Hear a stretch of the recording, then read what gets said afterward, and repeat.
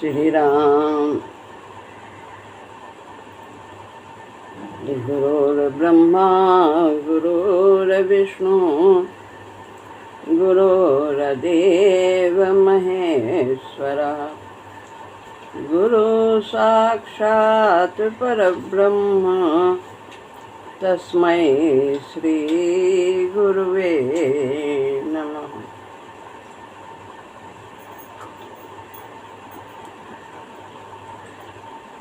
श्रीमद् भगवद गीता अध्याय 8 श्लोक है 14वां।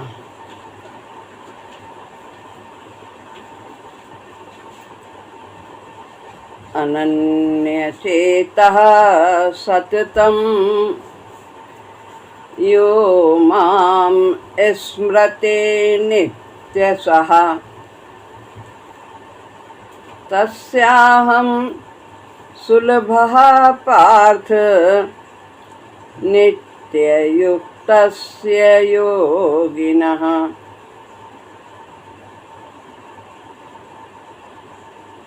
इसके पहले जो श्लोक भगवान ने कहे उसमें सगुण निराकार और निर्गुण निराकार की प्राप्ति की युक्ति बताई, साधन बताया, जिसमें प्राणायाम के अभ्यास की अधिक समय तक आवश्यकता होती है और वो सबके लिए कठिन होता है। इसलिए अब भगवान 14वें श्लोक में इसमें सगुण साकार की सुगमता पूर्वक प्राप्ति की बात करते हैं। ये सगुण साकार उपासना की विधि है, इसमें भगवान आसानी से सुलभ हो जाते हैं, ऐसा वे अपने लिए कह रहे हैं।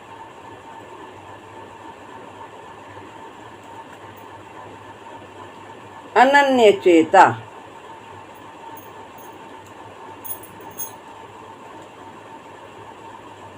जहाँ अन्य नहीं है, एक है। अनन्य चित्त वाला, चेता चित्त वाला।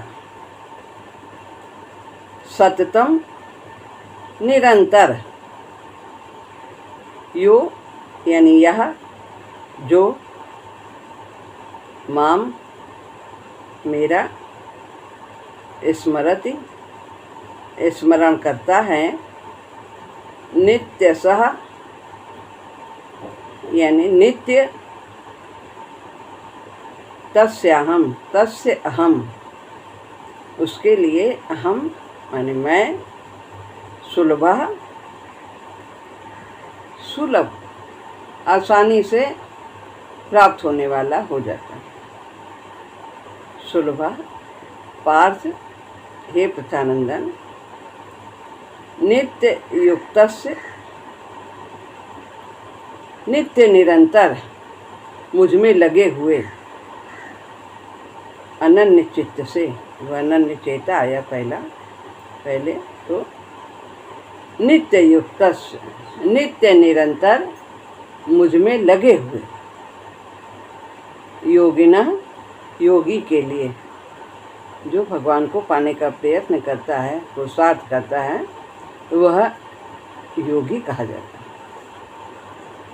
अर्थ पढ़ते हैं। हे प्रथानंदन, अनन्य चित्त वाला मनुष्य, अनन्य चित्त वाला जो मनुष्य, यो माने जो, माम मेरा नित्य निरंतर स्मरण करता है, उस नित्य निरंतर मुझ में लगे हुए योगी के लिए मैं सुलभ हूँ, अर्थात उसे सुलभता से प्राप्त हो जाता हूँ। अनन्य चित्त वाले के लिए का नित्य निरंतर मुझ में लगा है, जो हर समय।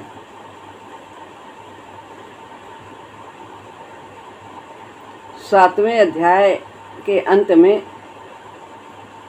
भगवान ने सगुण साकार परमात्मा का वर्णन किया था। साधि भूतादि दैवम माम साधि यज्ञम चाहिए विदु प्रयाण काले पिच्चा माम ते विदुरयुक्त चेतसा। तो साधि जो सभी भूत प्राणियों में, सभी दैवों में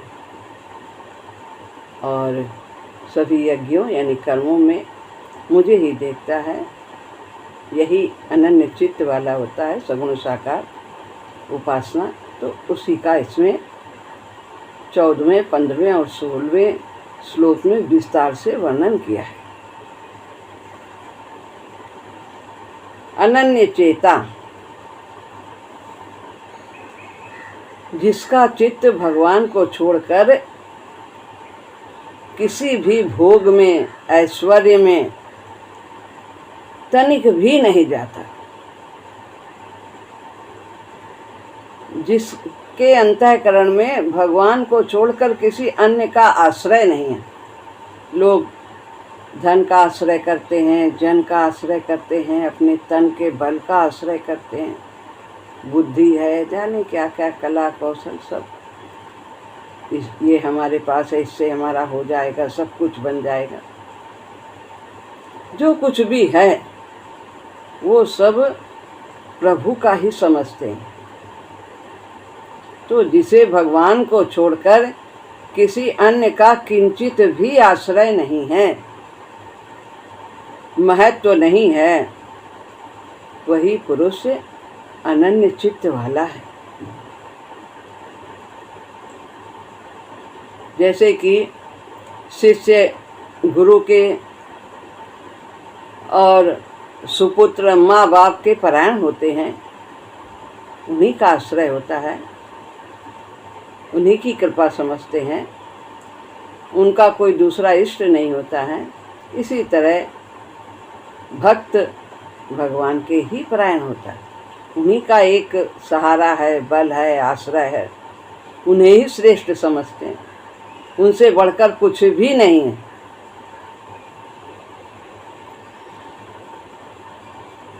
और कहते हैं अनन्य चेता का तात्पर्य सगुण उपासना करने वाले साधक का है। और सगुण उपासना में हम राम, कृष्ण, गुरु और अन्य देवी देवता में जैसे कि शिव हैं, गणेश की भी उपासना करते हैं, शक्ति की भी उपासना करते हैं लोग, तो इन्हें भी भगवान के रूप में मानते हैं। तो जो जिसकी उपासना करता है उसके अंदर उसी का चिंतन हो, ये नहीं कि हम उनका भी चिंतन कर रहे हैं, उनका भी चिंतन कर रहे हैं। मूर्ति कोई भी मिल जाए उसमें हम अपने इष्ट को ही प्रणाम करें, उन्हीं को ही देखें।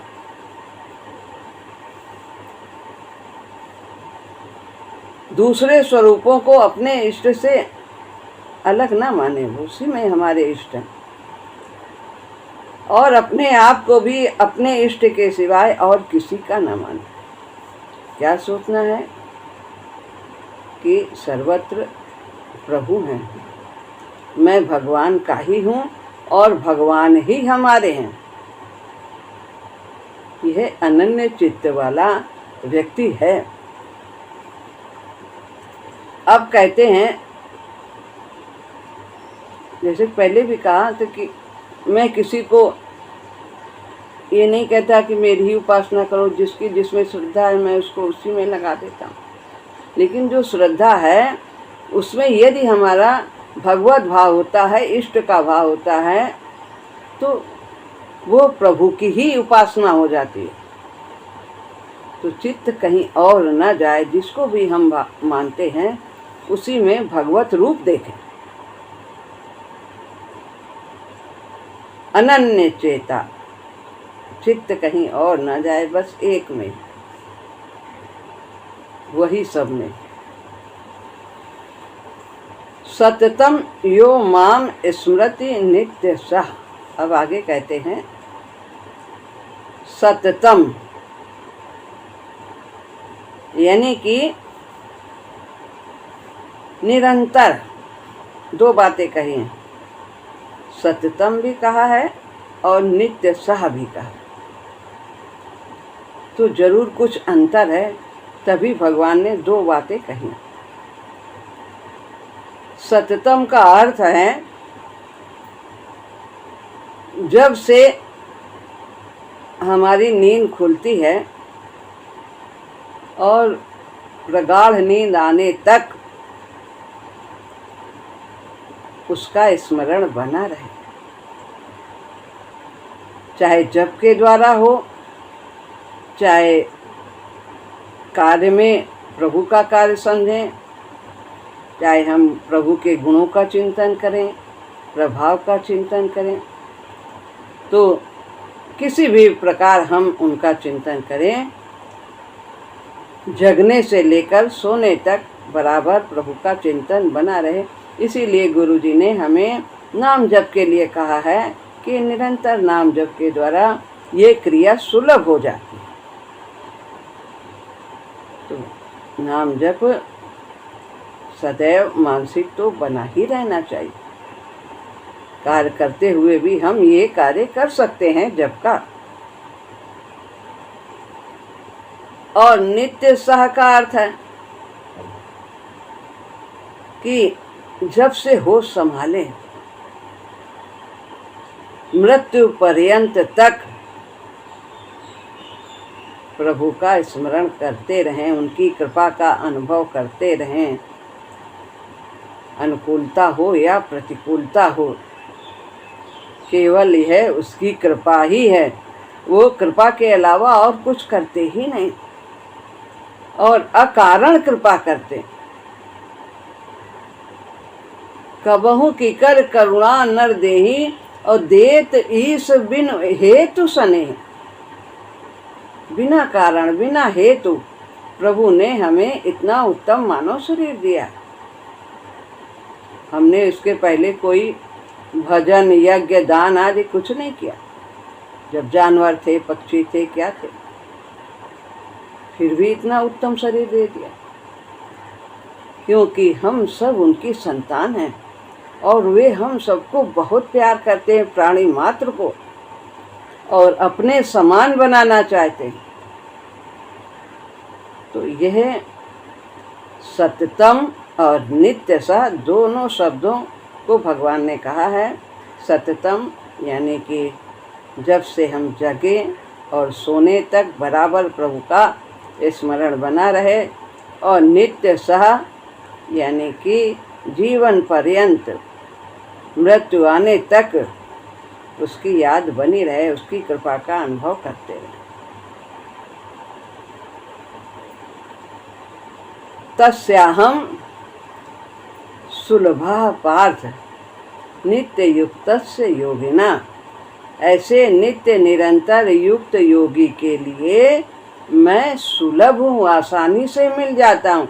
उसे ये सब कुछ भी प्राणायाम और ये प्राणों को बाहों में चढ़ाने, झपटी के मध्य रखने, ये सब करने की आवश्यकता नहीं पड़ती। केवल स्मरण मात्र से मैं उसके लिए सुलभ हो जाता हूँ, हर समय नित्य निरंतर, बिना अंतर के, बिना रुके।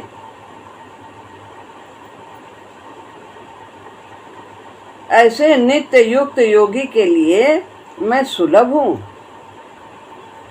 यहाँ नित्य युक्त पद चित्त के द्वारा निरंतर चिंतन करने वाले का वाचक नहीं है, वरन क्या है, श्रद्धा प्रेम पूर्वक निष्काम भाव से खुद को भगवान में लगाने का बात है। श्रद्धा होनी, प्रेम होना है, आदर होना, ये जरूरी है। श्रद्धा क्या, विश्वास से भी गहरा। श्रद्धा यही है कि जो कुछ भी हो रहा है, यद रक्षा लाभ संतुष्टो द्वंद्वातीतो बेमत्सरा। जो भी प्राप्त भोग हैं, सुख दुख कैसा भी है, समासिद्धा व सिद्ध च कृत्वा विना निबध्य। किसी भी प्रकार से सफलता हो असफलता हो, सब में जो संतुष्ट है, कुछ भी पाने की चाह नहीं है संसारिक पदार्थों, जो स्वाभाविक रूप से कर्तव्य कर्म करने से मिल जाता है उसी में वो संतुष्ट है, प्राप्त ही पर्याप्त है। तो तस्य हम श्रद्धा,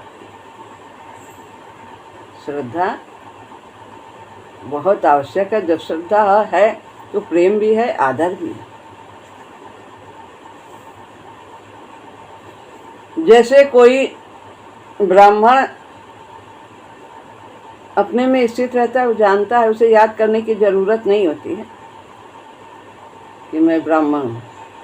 ऐसे ही जीव को याद करने की जरूरत नहीं पड़ती है योगी के लिए। वो जानता है कि मैं प्रभु का अंश हूँ, मैं संसार का अंश नहीं हूँ।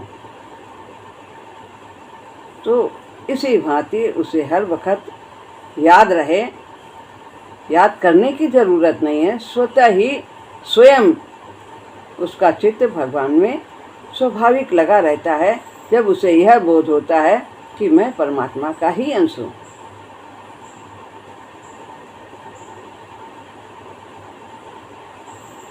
भगवान के सिवाय शरीर, इंद्रियां, मन, बुद्धि ये सब संसार के तत्व हैं। केवल जीव जो है वो भगवान का अंश है। तो इन सबको वो अपना न माने, ये भी सब भगवान के ही हैं। परा भी भगवान का है और अपरा भी भगवान का है।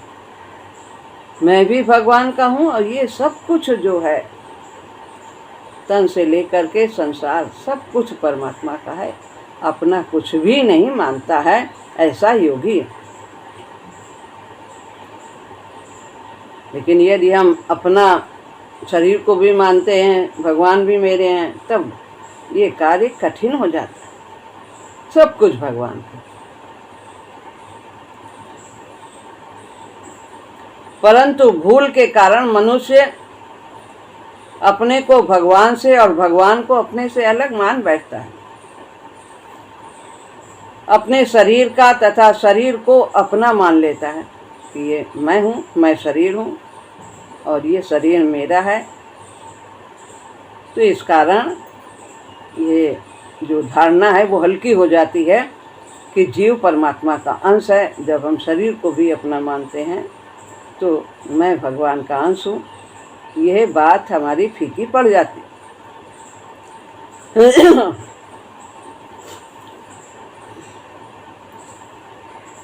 8वें से जो 13वें श्लोक तक अब हम लोगों ने पढ़ा, सगुण निराकार, निर्गुण निराकार, इन सब की प्राप्ति के लिए जो बातें बताई हैं उसमें प्राणायाम की मुख्यता है। और वो एक विशेष ज्ञानवान पथ प्रदर्शक के साथ रहने से, संपर्क में होने से ही वो क्रिया भली भांति हो पाती है। तो बहुत कठिन है। और अंतकाल जैसी विकट अवस्था में प्राणायाम के बल से प्राणों को ऊपर चढ़ाना, भ्रूओं के मध्य में स्थित करना, ये सब अत्यंत कठिन होता है। इसलिए भगवान ने ये अपनी प्राप्ति की सुलभता का वर्णन किया है कि मैं इस तरह से अनन्य चित्त से जो मेरा स्मरण करता है सदैव नित्य निरंतर, उसके लिए मैं सुलभ हो जाता हूँ। परंतु भगवान के स्मरण में यह कठिनता नहीं है, क्योंकि यहाँ प्राणों का ख्याल नहीं है। यहाँ तो भगवान के साथ साधक का स्वयं का संबंध है। संबंध को मानना, क्रिया की मुख्यता नहीं है। भगवान मेरे हैं, भगवान मेरे हैं, भगवान का मैं भगवान का हूँ, यही बोध होना।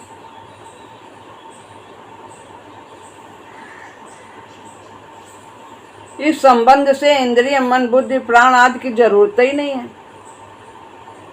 अतः इसमें अंत काल में प्राण आदि को लगाने की जरूरत नहीं। किसी भी वस्तु, जैसे कि किसी भी वस्तु का बीमा होने पर वस्तु के बिगड़ने, टूटने, फूटने आदि की चिंता नहीं होती है। वो सब बीमा वाले सब अपना करते हैं। ऐसे ही शरीर, इंद्रिय, मन, बुद्धि सहित अपने आप को भगवान को समर्पित कर देने से साधक को अपनी गति के विषय में किंचित चिंता नहीं करनी होती है। योग क्षेमम वहाम्यहम्, भगवान स्वयं योग क्षेम उसका वहन करते। कौन? अनन्यास चिंतयन्तो माम ये जना पर्युपासते तेषां नित्याभियुक्तानां योगक्षेमं वहाम्यहम्, मैं स्वयं उसका योगक्षेम वहन करता हूँ। जिसकी जरूरत है साधन में वो सब उसे प्राप्त कराता हूँ और उसकी रक्षा भी करता हूँ ताकि वो मेरी प्राप्ति सुलभता से कर सके।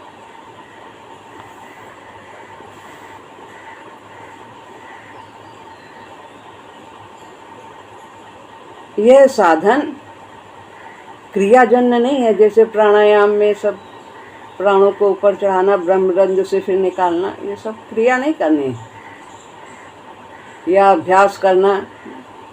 अभ्यास क्रियाजन्य अथवा अभ्यास आदि की ऐसी जरूरत नहीं है। इसमें तो वास्तविक संबंध की जागृति रखनी है कि हमारा वास्तव में परमात्मा से ही संबंध है, आत्मा का परमात्मा से ही संबंध है। दोनों के गुण एक हैं, शरीर का गुण भिन्न है, तो जो समान गुण वाले होते वही तो जुड़ पाते हैं एक साथ।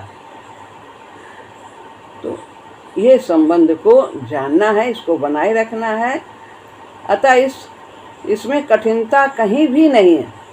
भगवान मेरे हैं, बस मैं भगवान का हूँ। इसी से भगवान ने अपने आप को सुलभ बताया।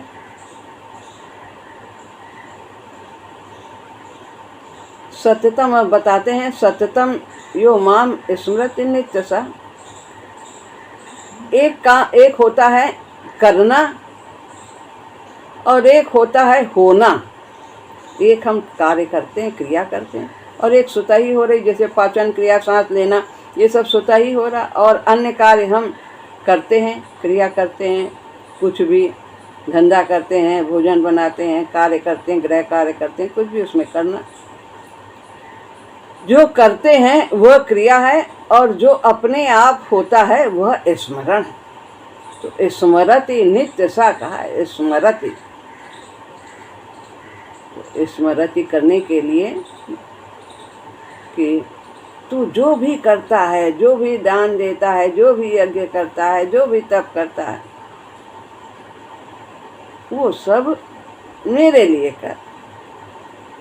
भगवान को याद रख, भगवान के लिए हो रहा है, भगवान की शक्ति से हो रहा है। जैसे गीता के अंत में अर्जुन ने कहा स्मृतिर्लब्धा, 18वें अध्याय 73 श्लोक में। तो स्मृति क्रिया नहीं है, याद करना क्रिया नहीं है, स्मृति बनी रहती है स्वाभाविक। मैंने अपनी स्मृति को प्राप्त कर लिया है कि मैं आपका ही अंश हूँ, आप मेरे स्वामी हैं। तो इस प्रकार भगवान के साथ नित्य संबंध की स्वतः होने वाली स्मृति है। भगवान ने 7वें अध्याय के आरंभ में भी कहा है, मैया सक्त मना पार्थ योगम युंजन मदाश्रय। मन को मेरे में आसक्त कर दो, संसार में नहीं, संसार की वस्तुओं में नहीं। आसक्ति है लेकिन उसको सही दिशा देनी है। जो आसक्ति है वो संसार में लगी है, ये मेरा, सामान मेरा, घर मेरा, क्या मेरा, धन मेरा, सब मेरा मेरा। तो इस मेरा को भगवान से जोड़ दो, भगवान मेरे, भगवान मेरे।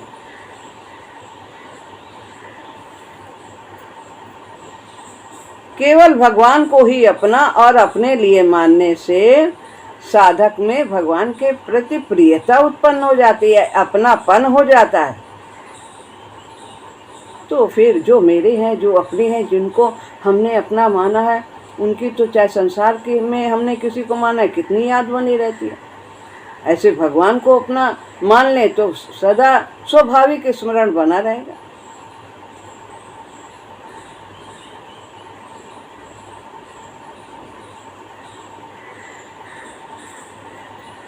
नित्य युक्त से, नित्य निरंतर भगवान के साथ जुड़ा हुआ होने से भक्त को नित्य युक्त कहा है। इसीलिए कहा है तेसाम, मुझे वो ज्ञानी बहुत प्रिय हैं।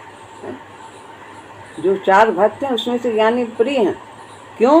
क्योंकि तेसाम ज्ञानी नित्य युक्त है। वो हर समय मुझसे जुड़ा रहता है। प्रेमी भक्त मुझसे हर समय जुड़ा रहता है, इसीलिए भगवान को वो बहुत प्रिय है। वो तो उनकी आत्मा ही कहते, सभी आत्मा है परमात्मा की, लेकिन भगवान ज्ञानी प्रेमी भक्त को विशेष प्यार करते हैं। ज्ञानी प्रभु विशेष प्यारा।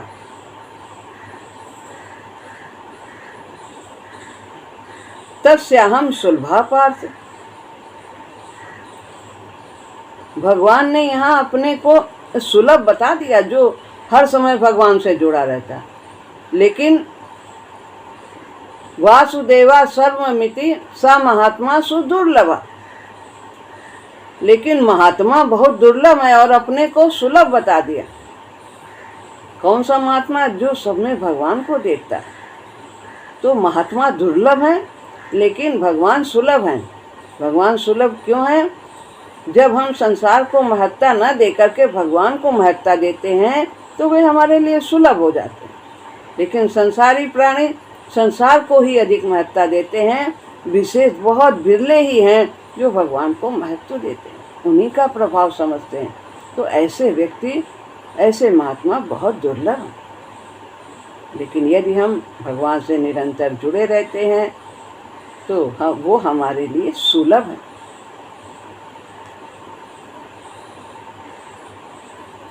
संसार में भगवान दुर्लभ नहीं है, लोगों ने माना है। क्यों? क्योंकि हम उनके तत्व को जानकर उनके शरण होने वाले भक्त बहुत दुर्लभ हैं। क्या है भगवान का तत्व, क्या है, क्या प्रभाव है, क्या गुण है, कैसा स्वभाव है, ये सब नहीं जानते हैं। बस संसार की चीज़ों से तुरंत क्षणिक सुख मिलता है, उसी में आकृष्ट है। तो भगवान को ढूंढे तो वे सब जगह मिल जाएंगे, पर भगवान का प्यारा भक्त कहीं कहीं मिलता है। कहा है हरि दुर्लभ नहीं जगत में, हरि जन दुर्लभ होय। हरि हेरिया सब जग मिले, हरि जन कहीं एक होय। हरिजन बहुत दुर्लभ, कहीं कहीं मिलते हैं भगवान के जन। और हरि से तू जन हेत कर, कर हरि जन से हेत। हरि रिझै जग देत हैं, हरि जन हरि ही देत। भगवान यदि प्रसन्न हो जाते हैं तो वो संसार की वस्तुएं दे देते हैं, लो ये लो वो सब ऐश करो आराम। लेकिन अगर हरिजन, भगवान के जन, गुरुजन यदि प्रसन्न हो जाते हैं तो वो हमें हरि को ही दे देते हैं, जो कि हमें ये सब भौतिक पदार्थ देने के लिए भगवान सबको दे देते हैं, आसानी से दे देते हैं। यदि उनकी कोई शरण आता है पहले यही दे देते हैं। भक्ति तो बाद में जब उसकी इच्छा होती तभी देते हैं। तो ये है कि हमें गुरु की शरण सदैव बना रहना चाहिए। हमारे अंदर ये भाव रहना चाहिए कि गुरु ही सर्वस्व हैं। गुरु गोविंदो खड़े काके लागो पाए, और बलिहारी गुरु आपने गोविंद दियो मिलाए। अपने आप भगवान को कोई नहीं पा सकता है बिना गुरु की शरण से। गुरु में ही प्रभु देखते हैं, तभी भगवान की प्राप्ति होती है। तो हम सब बड़े भाग्यशाली हैं जो इतने महान सरल स्वभाव के दयालु कृपालु गुरु जी हमें मिले हैं। तो हमें इनके बातों को सुनना चाहिए, पढ़ना चाहिए और उन पर अमल करना चाहिए। अपने जीवन में उतारना चाहिए। गुरु जी ने इतना साहित्य लिखा है कि हमें और कहीं ज़्यादा किसी की शरण में ढूंढने की हमको ज़रूरत नहीं, कहीं नहीं जाने की। सब कुछ हर विषय के बारे में लिख दिया है। तो जितना ही हम अध्ययन करेंगे, हम उस पर चलेंगे, हम अपने जीवन को धन्य कर लेंगे। और बहुत छोटी छोटी बातें भी लिखी हैं, बहुत बड़ी बड़ी भी बातें लिखी हैं, लेकिन अगर हम छोटी बात को ही अपने जीवन में उतार लेते हैं तो हम उस परम पिता परमात्मा को प्राप्त कर लेते हैं। तो सभी के लिए, सामान्य के लिए भी है और विशिष्ट जो हैं ज्ञानी हैं उनके लिए भी है। तो हमारे गुरुदेव की जो भी शिक्षाएं हैं उन्हें अपने जीवन में हमें धारण करने का प्रयास करना चाहिए। खाली पढ़ करके छोड़ना नहीं है, क्या कह रहे हैं, क्या करना है, ये हमें सोचना चाहिए। खूब राम नाम का जाप करना चाहिए और सत्संग सुनना, नित्य का सत्संग सुनना चाहिए। श्री राम।